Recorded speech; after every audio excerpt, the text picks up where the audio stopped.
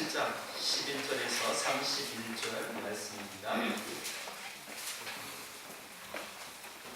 마태복음 27장 11절에서 31절 한 절씩 교독하고 마지막 31절은 함께 읽겠습니다. 11절 제가 먼저 읽습니다.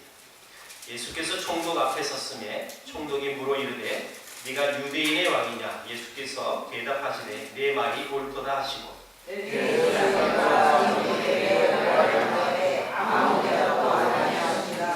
이에 빌라도가 이르되 그들이 너를 쳐서 얼마나 많은 것으로 증언하는지 듣지 못하였느냐 하되 한마디도 대답하지 아니하시니 총독이 크게 놀라워하더라. 명절이 되면 총독이 무리의 청원대로 죄수 한 사람을 놓아주는 전례가 있더니 그때에 바라바라는 유명한 죄수가 있는데 그들이 모였을 때 빌라도가 물어 이르되 너희는 내가 누구를 너희에게 놓아주기를 원하느냐? 바라바냐? 그리스도라 하는 예수냐? 하니 이는 그가 그들의 시기로 예수를 넘겨준 줄 아니라. 총독이 재판석에 앉았을 때에 그의 아내가 사람을 보내어 이르되 저 옳은 사람에게 아무 상관도 하지 마옵소서. 오늘 꿈에 내가 그 사람으로 인하여 애를 많이 태웠나이다 하더라. 이에 제사장들과 장로들이 무리를 보내어 바라바를 하고 예수를 죽이자 하였더니 총독이 대답하여 이르되 둘 중에 누구를 너희에게 놓아주기를 원하느냐? 이르되 바라바로소이다. 빌라도가 이르되 그러면 그리스도라 하는 예수를 내가 어떻게 하랴? 그들이 다 이르되 십자가에 못 박혀야 하겠나이다. 빌라도가 이르되 어찌미냐? 무슨 악한 일을 하였느냐? 그들이 더욱 소리질러 이르되 십자가에 못 박혀야 하겠나이다 하는지라. 빌라도가 아무 성과도 없이 도리어 밀란이 나는 것을 보고 불을 가져다가 그의 앞에서 손을 씻으며 이르되 이 사람의 피에 대하여 나는 무죄하니 너희가 하라. 백성이 다 대답하여 이르되 그 피를 우리와 우리 자손에게 돌릴지어다 하거든. 이에 바라바는 그들에게 놓아주고 예수는 채찍질하고 십자가에 못 박히게 넘겨줍니다. 이에 총독의 군병들이 예수를 데리고 관정 안으로 들어가서 온 군대를 그에게로 모으고 그의 옷을 벗기고 흉보를 입히며 그 아시가를 엮어 그 머리에 씌우고 갈대를 그 오른손에 들리고 그 앞에서 무릎을 꿇고 희롱하여 이르되 유대인의 왕이여 평안할지어다 하며 그에게 침뱉고 갈대를 빼앗아 그의 머리를 치더라. 희롱을 다 하고 흉포를 벗기고 도로 그의 옷을 입혀 십자가에 못 박으려고 끌고 나가니라. 아멘. 오늘은 부활절 한 주 전 종려주일이라고 하죠. 예수님께서 십자가에 못 박혀 죽으시려고 예루살렘에 입성하는 날, 이 유대인들은 예수님을 십자가에 못 박혀 죽을 사람으로 생각도 못 해봤고 정치적인 메시아로 우리를 해방시켜줄 해방절 여겼기에 환영합니다. 근데 종려나무 가지를 꺾어서 예수님을 환영했다 해서 예루살렘에 입성하는 날, 이날을 종려주일이라고 이렇게 부르죠. 그리고 이 종려주일이 시작되면서 고난주간이 되는 거고, 그리고 한 주 뒤에는 부활주일이 됩니다. 항상 이 예수님의 고난주간 그리고 예수님의 십자가에 넘겨지는 사건을 얘기할 때마다 등장하는 인물이 꼭 하나 나오는데 그 사람은 개인적으로 어떤 중요한 포지션을 갖고 있는 사람은 결코 아닙니다만은 근데 항상 예수님의 십자가의 이야기가 나올 때 총독이었던 빌라도라는 사람은 꼭 등장하게 돼 있어요. 사실 이 빌라도는 예수님을 놓아주려고 했던 재판관이었습니다. 이유는 자기가 보기에도 예수님은 죄인이 아니거든요. 그래서 사실 빌라도는 여러 가지 노력을 합니다. 오늘 본문에도 아주 자세히 나오는데요. 예를 들면 죄수 한 사람을 바라바라는 유명한 죄수를 세워놓고 이 죄수가 유명하다는 이 말은 좀 보세요. 죄수가 유명하다는 건 악명이 높다는 뜻이에요. 그만큼 이 사람은 아주 흉악무도한 사람입니다. 그러니까 이 바라바, 그러니까 이 유대인의 명절의 절기 중에 풍습 중에 하나는 죄수 한 사람을 풀어주는 풍습이 있으니 이 바라바와 예수를 세워놓고 이 이 흉악무도한 이 바라바를 누가 또 풀어줄 거라고 생각했겠어요? 그러니 예수를 풀어주려고 바라바와 예수를 선택해라 했더니 의외의 대답이 나온 거죠. 여러분 18절에 보니까 왜 이 빌라도가 그렇게 했느냐 이유를 적어놨는데 이는 그가 그들의 시기로 예수를 넘겨준 줄 알미더라. 그러니까 여러분 이 유대인들의 이 계략이 사실 빌라도가 알았다는 뜻입니다. 알았기 때문에 예수님은 또 자기가 봐도 또 양심상 봐도 죄가 없기 때문에 풀어줄 마음이 그에겐 충분히 있었어요. 자, 그뿐 아닙니다. 19절에 보니까 빌라도의 아내가 사람을 보내서 내가 특별히 예수님 때문에 이 꿈자리가 뒤숭숭했다. 우리말로 표현하면 그러니까 남편에게 아무 상관하지 말아달라고. 그러니까 여러분 이 꿈속에서 예수님에 대한 영적인 경험을 한 아내의 그 경험 때문에 예수를 풀어주라라는 말도 그는 전달받은 사람이에요.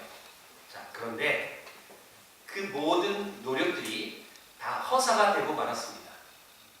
죄인이 아니라는 것도 알았고 아내의 영적인 신비한 경험도 있었고 그들의 음흉한 계계도 빌라도는 알고 있었지만 결국은 빌라도가 재판에 허가를 해줌으로 인해서 예수님이 십자가에 못 박혀 죽으시는 것입니다. 자, 이 부분 속에서 우리가 볼 것이 하나 있습니다. 빌라도의 노력을 무산시킬 만큼 이 고집스러운 사람들의 이 모습 우리가 볼 수 있고요. 또 모든 일을 조종하는 사람들의 음모도 알 수 있고요. 또 무지한 백성들의 잘못된 선택도 볼 수 있어요. 자, 근데 여기서 가장 중요한 우리가 봐야 될 것이 그런 것들보다는 결국은 빌라도의 그 모든 노력이 다 물거품이 되고 결국 예수님은 십자가에 못 박혀 죽으셨다라는 것입니다. 말하자면 여러분 이 인간의 무기력함이 무엇인지를 또 이 장면에서 또 증명해주고 있는 한 장면이라고 말할 수 있는 것이죠. 여러분 베드로가 그 앞에 예수님이 십자가에 이제 죽을 것이다라는 그 예고를 했을 때 베드로가 어떻게 반응을 했었습니까? 다른 제자는 몰라도 나는 죽으면 죽었지. 예수님은 버리지 않습니다. 라고 고백했던 베드로였습니다. 여러분 베드로도 자기가 무엇이 옳은지를 알았지만 그런데 실제 상황이 맞닥뜨리니까 자기가 고백했던 대로 삶을 살지 못했던 거예요. 빌라도도 그들의 시기를 알았고 예수님의 무죄를 알았습니다. 그런데 결국 아무것도 할 수가 없었습니다. 이유가 뭘까요? 이유는 우리가 다 죄인이기 때문에 그렇습니다.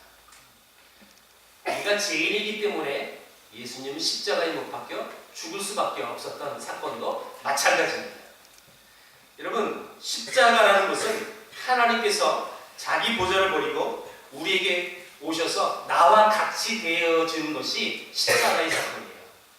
또 이 십자가는 하나님께서 하늘 영광을 버리고 우리에게 오셔서 내 옆에 함께 계셔주는 사건이 바로 이 십자가의 사건이에요. 그렇다면 여러분 그 십자가 앞에 서 있는 저와 여러분 되기를 축복합니다. 나의 양심으로 안 된다는 것을 빌라도를 통해서 우리는 간접적인 경험을 했어요. 내 결심으로 안 된다는 것을 베드로를 통해서 우리는 간접적으로 경험했어요. 꿈속에서 경험한 영적인 경험을 여러분 빌라도 아내를 통해서 우리도 그것조차도 여러분 무용지물이 될 수밖에 없다는 사실, 우리가 그만큼 무기력한 존재라는 사실을 이 본문을 통해서 다시 한번 깨닫게 되어집니다. 그래서 예수님은 십자가에 못 박혀 죽으신 것이고, 그렇다면 그 예수님 믿는 저와 여러분들은 그 십자가 앞에 서 있어야 한다라는 것입니다. 여러분 예수님이 이 십자가를 지시는 재판을 받는, 그리고 이 재판 받는 바로 전까지 지난주 말씀은 붙잡힌 장면, 재판 받는 장면, 그리고 재판 후에 십자가에 매달리는 장면.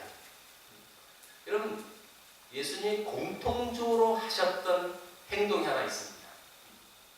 여러분 지난주에 말씀을 통해서 예수님이 어떤 모습에 여러분이 감동이 됐고 은혜가 있었습니까? 그건 단연코 이렇게 말할 수 있어요. 그 모욕을 당해도 예수님은 침묵하셨다라는 거예요. 오늘 본문도 마찬가지예요. 빌라도가 예수님에 대해서 놀라워한 한 장면을 오늘 본문을 이렇게 소개합니다. 많은 사람들이 고발을 합니다. 그런데 예수님은 아무 대답도 하지 않으셨어요. 이 모습에 빌라도는 놀라웠다 이렇게 이제 성경을 기록했어요. 예수님께서 이 잘못된 재판에 대처하는 방법은 나는 잘못이 없다. 나는 죄인이 아니다. 이런 자기 변호를 하는 것이 아니라 예수님은 침묵하셨다라는 거예요. 여러분 더군다나 이 로마 군인들의 채찍은 굉장히 잔인한 채찍입니다. 채찍 끝에 납을 달거나 짐승의 뼈 조각을 달아서 한번 휘둘리면 살점이 튀어나가고 심지어 내장까지 드러날 수 있을 정도의 아주 가혹한 매질을 당합니다. 여러분 그런 모든 과정 중에서 예수님은 일관되게 한 가지 행동을 하셨어요. 그것은 침묵이라는 것입니다. 그 침묵으로 이 십자가의 길을 가셨던 것이죠. 여러분 이 상황을 한번 종합해 한번 생각해 보십시오. 오늘은 종료주일이라고 했어요. 종료주일이 지난 며칠 지난 뒤에, 그러니까 다시 말하면 예수님이 예루살렘에 입성할 때 수많은 군중들이 호산나 다윗의 자손이 오신다 하면서 메시아를 얼마나 극진하게 환영했는지 몰라요. 그런데 그 군중들이, 나를 그렇게 환호했던 군중들이 이제 나를 조롱하는 소리를 받겠습니다. 그들은 예수님께 찾아와 은혜를 구했던 사람들이에요. 누가 아프니까 고쳐달라고. 그런데 그런 사람들의 질시와 비아냥거림과 대제사장들의 시기와 악의 참 이 모함을 당하면서도 예수님은 줄기차게 침묵하셨습니다. 여러분 왜 예수님은 침묵하셨을까요?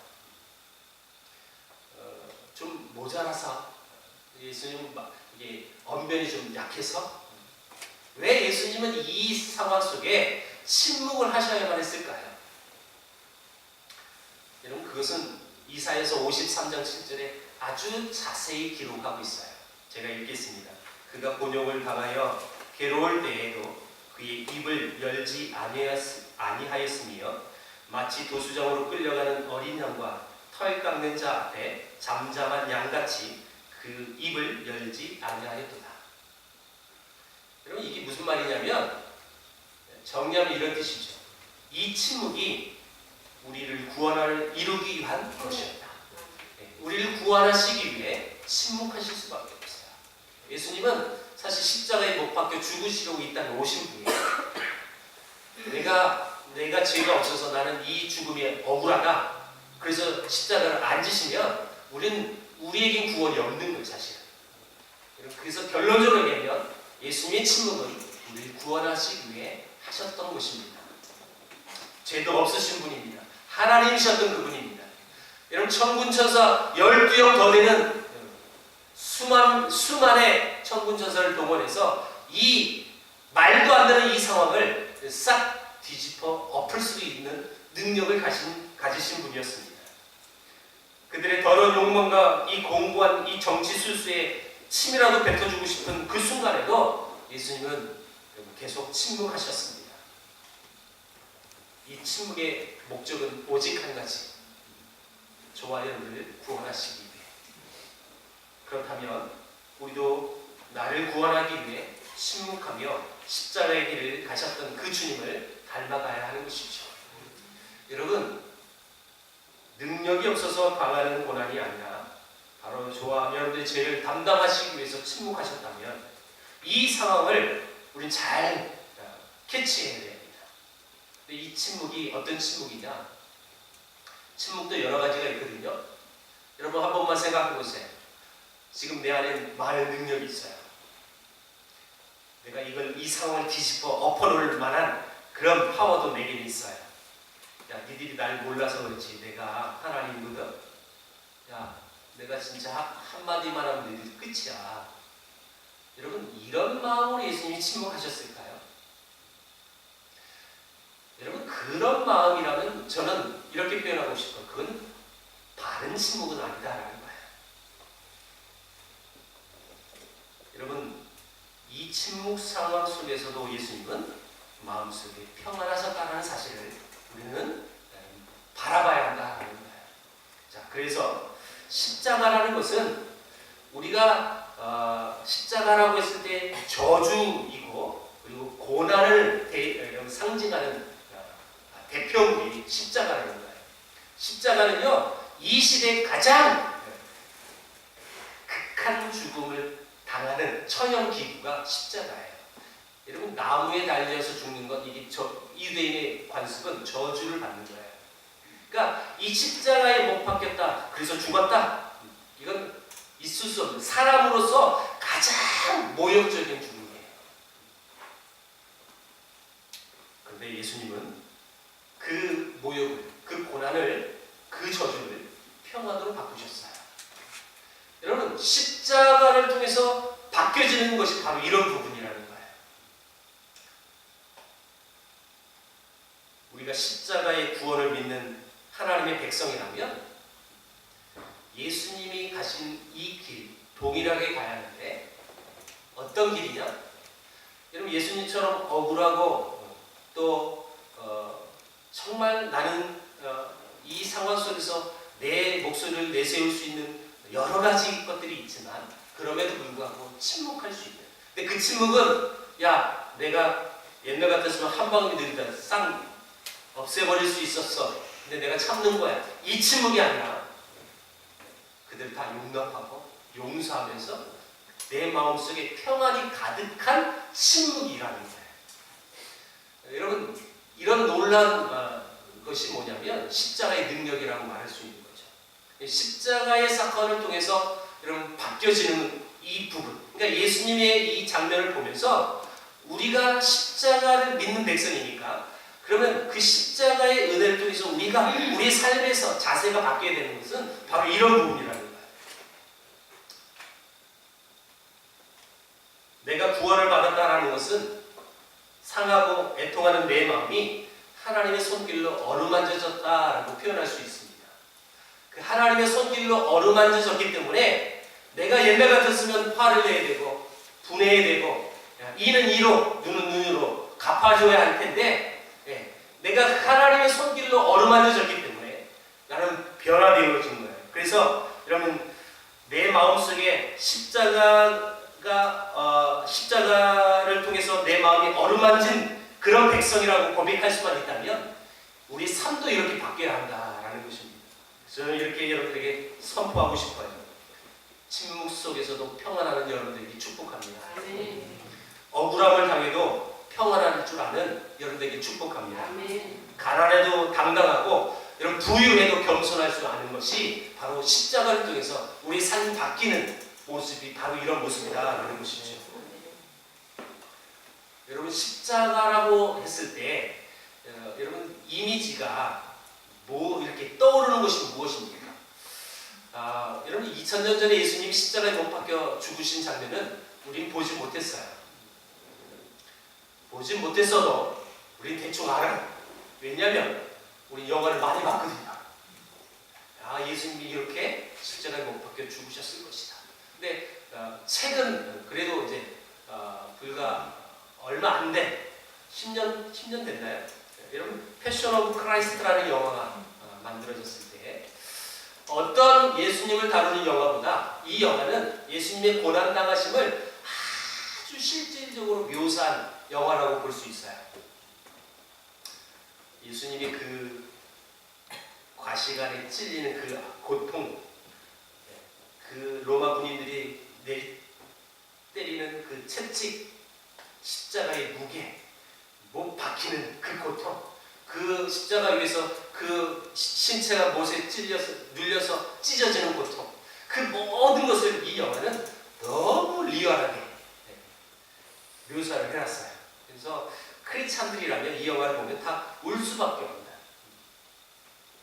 아니 정확히 얘기하면 꼭 울어야 될 것 같은 그런 생각이 드는 것이 십자가라고 생각했을 때 우리 성도들이 갖는 마음일 거예요. 감정일 거예요. 근데 여러분, 저는 여러분들에게 꼭 말씀드리고 싶은 것은 제가 어렸을 땐 이런 CCM도 있었어요. 얼마나 아프실까?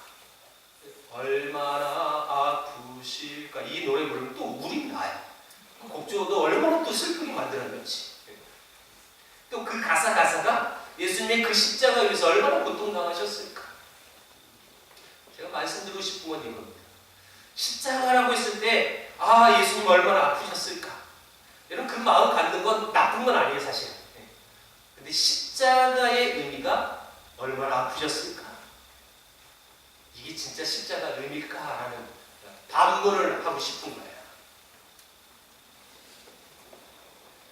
여러분, 십자가의 의미는 과연 무엇일까요?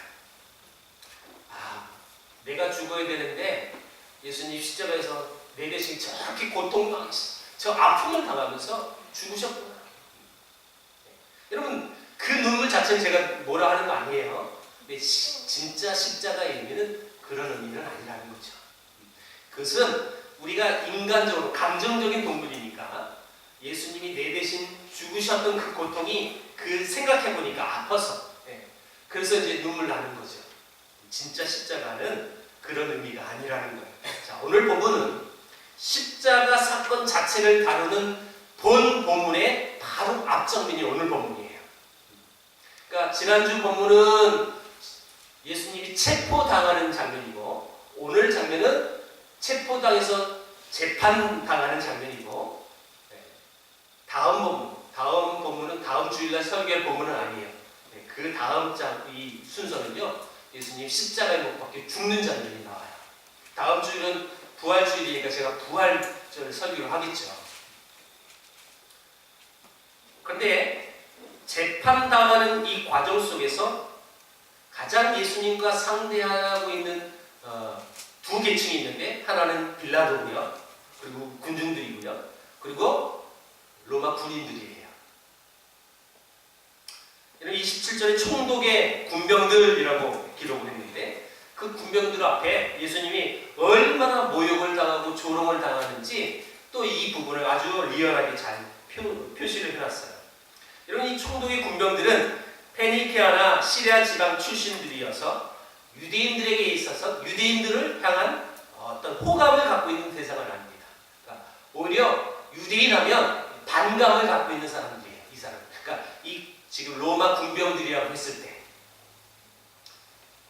근데 이 유대인의 왕이라는 제목을 가지고 재판당하고 그리고 이 십자가에 넘겨졌을 때, 처형독으로 넘겨졌을 때 인수받은 사람들이 군인들이라는 거죠.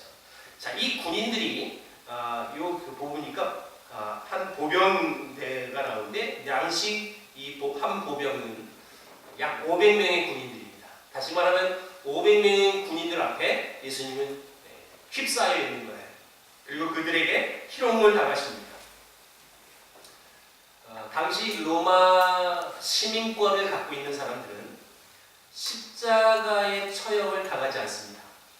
이유는 이 십자가의 처형 방법은 너무 인간이 가장 고통스럽게 죽는 하나의 사형 도구라 로마 시민권자는 이 처형을 당하지 않는다는 거예요.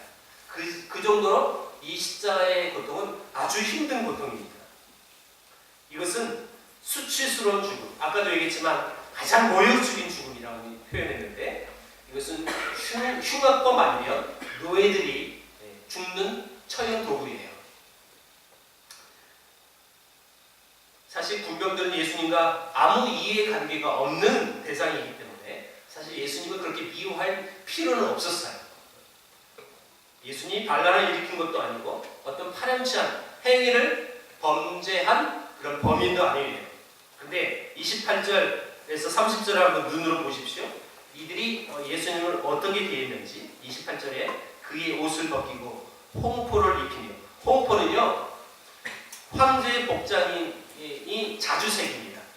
여러분, 그래서 이것은 예수님이 지금 제목이 뭐냐? 유대인의 왕이라는 제목으로 죽는 거예요. 그러니까 이것은 예수님이 지금 조롱당하고 있는 장면이에요.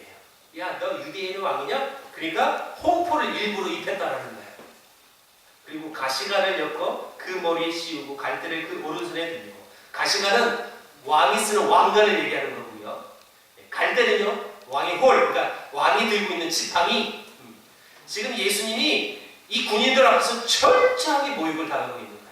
너 유대인의 왕이냐? 하면서.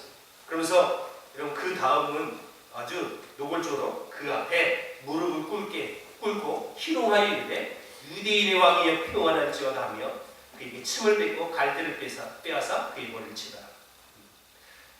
이들이 이렇게 흉악하게 행동할 이유가 없는데도 불구하고 왜 이런 행동을 할까요?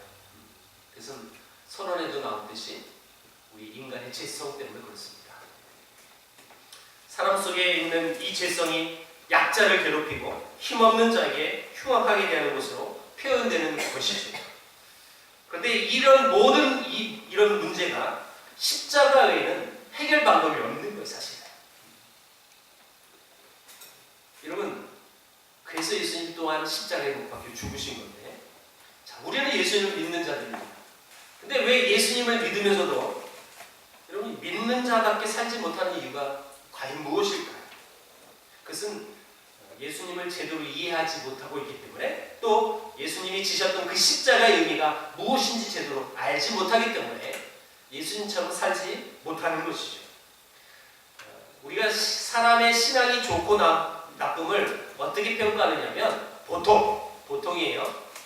그 사람이 얼마나 주일 성수하느냐, 얼마나 교회 와서 열심히 일을 하고 봉사하고 있느냐 라는 것으로 사실 대부분 우리가 저분은 신앙이 좋아요, 안 좋아요, 이렇게 평가합니다. 근데 사실 그 사람이 봉사하는 모습, 또 그 사람이 외형적인 모습, 그것으로 신앙의 평가를 하는 것은 좋은 방법은 사실 아닙니다. 무엇이냐? 여러분, 정말 예수를 믿는다. 여러분, 우리가 예수를 믿어서 예수님이 가셨던 그 십자가의 길을 가겠다고 고백하는 하나님의 백성이라면, 진짜 하나님이 원하시는 십자가의 길의 의미를 바로 알아서 그 길을 그대로 가야 하는 것인데 그렇지 못하더라는 거예요. 여러분, 우리가 그 사람의 신앙이 좋고 나쁨을 그런 외형적인 모습으로 평가하기보다는 그 사람의 성품에서, 인품에서 나오는 이 모습을 통해 그 사람이 얼마나 하나님의 그 길을, 십자가의 길을 삶에서 표출하고 나타나면서 살고 있느냐, 이게 사실 신앙의 평가 기준이어야 한다는 것이죠. 신앙이라는 것은 내가 기가 막힌 웅덩이에 빠져 있어서 헤어나올 방법은 없어요. 그런데 거기서 날 건져주신 그 주님, 나를 구원해 주신 그 주님의 그 사랑에 그 나오는 삶의 감정, 표현, 이게 바로 신앙이라는 것입니다. 또 이 사망의 몸에서 누가 나를 건져내냐? 라고 고민하던 죄인이었던 나에게 해답을 주셨던 우리 주님의 사랑과 은혜에 대해서 내가 주께 드리는 나의 응답, 이게 신앙이라고 말할 수 있는 거고, 이게 또 십자가의 길을 간다고 말할 수 있는 것입니다. 또한 예수님처럼 십자가의 길을 가기 위해서 억울한 상황임에도 불구하고 침묵하고 근데 안에서 복수를 갈고 있는 침묵이 아닌 진짜 평안으로 가득 찬 침묵으로 대처하면서 사는 것, 이런 영적인 기쁨을 소유하는 것, 이게 진짜 십자가의 길을 가는 것이고, 또 그렇게 나를 사랑해 주신 그분께 감사하기 때문에 그 감사의 마음을 내 마음의 항복으로 하나님께 드려지는 것, 이게 진짜 십자가의 길을 간다라고 말할 수 있는 것입니다. 그래서 그런 사람은 마음이 온유하고 따뜻할 수밖에 없죠. 눈 부릅뜨고 기관총을 쏘아내듯이 여러분 그렇게 삶을 사는 것이 결코 신앙은 아닙니다. 조용히 웃으면서 속으로는 경멸하고 있는 것, 이것도 신앙이 아닙니다. 여러분, 예수님을 한번 보십시오. 그들의 무지와 야비함과 더러운 이 공격까지도 예수님은 다 감수하십니다. 그들에게 복수하지도 않으시고 그들을 경멸하지도 않으십니다. 예수님 십자가에서 그래서 이렇게 기도하시죠. 아버지여, 저들을 사하여 주옵소서. 그들이 자기가 하는 일을 알지 못합니다. 용서해달라고 하나님께 이렇게 기도하신 분이 예수님이셨어요. 여러분, 십자가의 의미는 바로 이런 거예요. 우리가 참으로 예수님을 믿는다면 우리도 그 길을 동일하게 가야 하는 것입니다. 삶의 표적으로 기가 막힌 웅덩이에서 건져주신 그 주님을 여러분 표현하면서 사십시오. 여러분의 삶의 표정에서 소망을 담고 사랑을 담는 거예요. 그 은혜와 사랑을 내 성품 속에 담아내서 내 현실의 삶 속에서 여러분 표출되어지면서 사는 것, 이게 진짜 십자가의 길을 가는 사람이다 라고 말할 수 있는 것입니다. 결국은 십자가의 능력이라는 것은 내 모든 더러운 것으로 것에서 우리를 꺼내는 것. 십자가라는 것은 바로 그런 것입니다.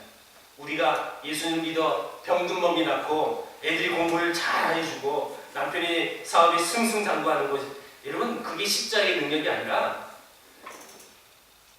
내가 기가 막힐 웅덩이에 빠져있고 내가 이 사망의 몸에서 누가 날 건져내랴 이렇게 고민하고 있는 아주 진퇴양난에 아무것도 소망이 없는 나에게 하나님의 사랑과 은혜가 내게 임해서 그래서 나를 구원하셨고 그래서 그 구원의 그 능력으로 인해서 그래서 내가 그 사망의 음침한 골짜기에서 나를 꺼내주는 것, 여러분 이게 바로 십자가의 능력이라고 말하는 건데 저와 여러분들은 그 십자가의 능력을 소유한 사람들입니다.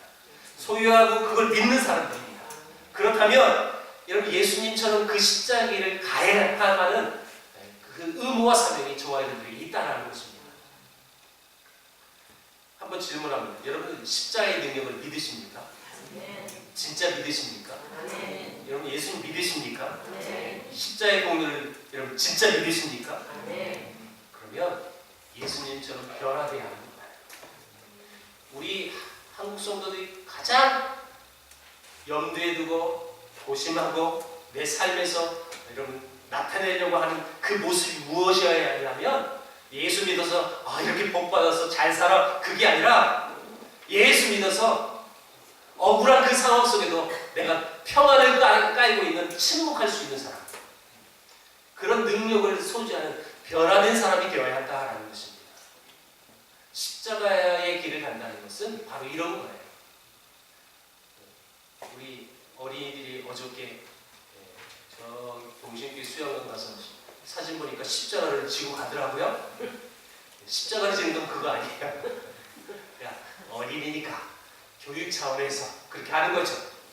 여러분 십자가 지는 게 진짜 십자가를 지고 가는 거예요? 필리핀은 지금도 그 짓 하고 있어요. 그죠? 여러분 꼭 부활절 시즌에 해뜰 보십시오. 예수님처럼 십자가를 지고 가고 있어요. 십자가를 진다는 게 그게 아니에요, 여러분. 물론 예수님이 우리 죄를 위하여 십자가에 못 박혀 죽으셨던 것을 표현하기 위해서, 표출하기 위해서, 그래서 나타내기 위해서 하는 것을 세레모니라고 여기지만 십자가를 진다는 것, 십자가의 길을 간다는 것, 결코 그것이 아니에요. 제가 저희 선교회 사무실이 양화전에 있잖아요.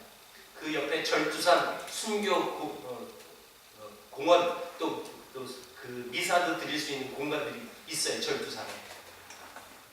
예전에 보니까요, 절두산에서 이런 세레모니를 하더라고요. 부활절쯤 이제 그 시즌인데 그 성도들이 절두산에서 합정역까지 맨발로 이렇게 걸어가는 거예요. 그때 좀 늦은 부활절이라 아스팔트 굉장히 뜨거웠어요. 근데 맨발로 여러분 그렇게 걸어오면 그게 십자가에 걷는 겁니까? 나는 이렇게 질문하고 싶어요. 여러분 진짜 십자가에 가는 길을 가는 것이 과연 무엇일까 한번 고민해 보세요. 그것은 예수님처럼 사는 거예요. 예수님처럼 맨발로 십자가를 짊어지고 가는 것이 아니라, 예수님처럼 가시관에 찔리는 것이 아니라, 예수님 믿어서 도저히 내가 예전에는 있을 수 없는 내 성품으로서 절대 나올 수 없는 변화된 모습이 내 안에서 나오는 것. 저는 십자가의 길을 간다는 것은 바로 이거라고 믿어요.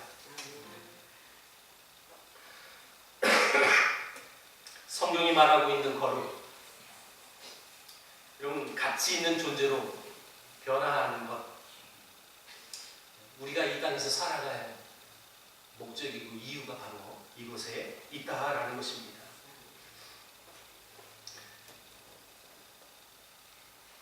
성경은 늘 말합니다. 내 이웃을 내 몸과 같이 사랑하라. 여러분 이게 일반 상식으로 이게 말이 됩니까? 내 이웃을 내 몸처럼 어떻게 사랑합니까? 이건 일반 상식으로 있을 수 없는 그림이에요. 사실 안 되는 거예요. 사실. 근데 왜 하나님은 왜 우리에게 이 말도 안 되는 이 삶의 모습을 요구하고 계십니까? 우리가 하나님의 형상으로 부름받은 그 거룩함에 여러분 이유가 하나 있어요. 왜 이웃을 내 몸처럼 사랑하라고 했느냐면 여러분 예수님이 십자가의 길을 가셨기 때문에 그렇습니다. 예수님이 날 위하여 죽으셨기 때문에 우리가 내 이웃을 여러분 그렇게 사랑할 수 있는 이유가 바로 여기서 나오는 거예요. 여러분 내 이웃을 사랑한다는 건 사실 쉽지 않습니다. 네, 여러분 그 내 이웃을 사랑하는 그래서 그 내 이웃을 사랑하는 그 사람들에게 복음을 전하고 그래서 어떻게든지 하나님 앞에 예배 자리로 나오게 하려고 하는 여러분들의 아름다운 모습들이 있잖아요. 그런데 하나의 도구가 필요해요. 사실 저는 이 복음을 이 전하는 이 팩트라고 말할 때 예수 믿고 구원받으세요. 예수님은 하나님이셨어요. 우린 죄인인데 그 죄인을 구원하시기 위해 하나님이 이 땅에 오셔서 십자가에 못 박혀 죽으셨어요. 이게 복음의 팩트예요. 근데 그 복음의 팩트만 전달됐을 때 이 복음이 잘 전달되느냐? 잘 안 돼요. 실제로 안 되잖아요, 여러분. 그렇죠? 그럼 어떻게 합니까? 그래서 여러 전도 방법이 나오는데 근데 제가 이렇게 전도 방법들을 쭉 이렇게 한번 이렇게 보니까 하나의 공통점을 하나 발견했어요. 그게 뭐냐면 전도 대상자들에게 감동을 주는 거였어요. 그게 공통점이더라고요. 그러니까 방법은 좀 이렇게 다를 수 있어요. 차원이 조금 다를 수 있는데 근데 그 방법의 공통점은 그 사람들의 감동을 주는 거예요. 어떤 방법은 가보자, 들어보자, 만나보자, 그래서 들어주자 이런 뭐 전도 방법 모든 것 그 사람들의 마음을 감동시켜 주는 거예요. 그리고 그 다음에 복음 이 팩트를 전하는 거. 그래서 복음의 열매가 참 많이 맺혀졌다 이렇게 얘기하는 거더라고요. 보니까. 그래서 감동적인 예를 하나 들고 오늘 말씀을 맺으려고 합니다. 예전의 이야기인데요. 미국 인디애나주 어떤 학교에 15살 브라이언이라는 아이가 뇌종양에 걸려서 항암 치료를 받는데 항암 치료를 받으면 여러분 반드시 머리카락이 빠지죠. 근데 이 학생은 남의 시선이 너무 창피해서 학교를 출석하기 주저하고 있는 거예요. 나는 머리카락이 없으니까. 그러다 어느 날 이 불원이 이 부끄러움을 무릅쓰고 큰맘 먹고 학교에 갔습니다. 학교에 갔는데 감격스러운 일이 하나 벌어졌어요. 자기 반 모든 아이들이 이 브라이언처럼 다 삭발한 것입니다. 왜 그랬을까요? 이 브라이언만이 학교에서 머리카락이 없는 것이 아니라 우리 다 없다라는 것을 보여주기 위해서. 여러분 당사자는 얼마나 감동이 됐겠습니까? 여러분 그들이 얼마나 고마웠겠습니까? 사실 우리가 살고 있는 이 현대 시대는 굉장히 삭막한 시대예요. 사실 많은 사람들이 감동에 굶주려 있어요. 우리 교회가 이웃 초청잔치를 이렇게 계획하고 준비하고 있습니다. 4월, 5월, 6월. 여러분들 마음속에 내가 이번에 전도하고 싶은 대상이 있으십니까? 여러분 마음속에 이 마음도 안 품으셨습니까? 혹시? 안 품으신 분들은 이 시간부로 회개하시고 근데 그들에게 어떻게 복음을 제시할까? 여러분 분명한 건 복음이라는 팩트예요. 실제로 예수 그리스도를 통해서 구원받는 이 팩트는 전달을 해야 하는데 그 전달하는 도구 그 도구를 저는 여러분들에게 감동이라는 도구를 지금 소개한 거예요. 내가 복음도 제시하지만 그 복음을 제시하기 위해서 그 복음을 그 영혼이 잘 흡수하기 위해서 나는 얼마나 노력하고 있을까라는 생각을 할 때 감동이라는 복을 한번 사용해 보라는 뜻이에요. 마지막으로 여러분들이 이렇게 권면하고 싶습니다. 여러분, 우리가 남의 감동적인 얘기를 듣기 참 좋아합니다. 그것도 좋지만 나를 통해서 감동받을 것을 기대하며 삶을 살아보십시오. 내가 감동시켜줄 수 있는 도구, 매개차, 통로가 될 수 있다는 이 기대감을 가지고 한번 기도하면서 살아보십시오. 여러분, 저는 오늘 이 말씀을 통해서 이게 바로 십자가의 능력이라고 말하고 싶고 십자가의 길을 가는 의미가 바로 이런 의미라고 생각합니다. 내가 감동적인 신앙인이 되어지기를 꿈꾸면서 그래서 나를 통해서 하나님의 그 십자가의 복음의 영광이 더 많이 흘러보낼 수 있는 그런 영광된 삶을 여러분 그리면서 또 기대하면서 또 기도하면서 살아가는 저와 여러분 되기를 주의 이름으로 축복합니다. 기도하겠습니다. 하나님 감사합니다. 우리가 죽을 수밖에 없는 죄인들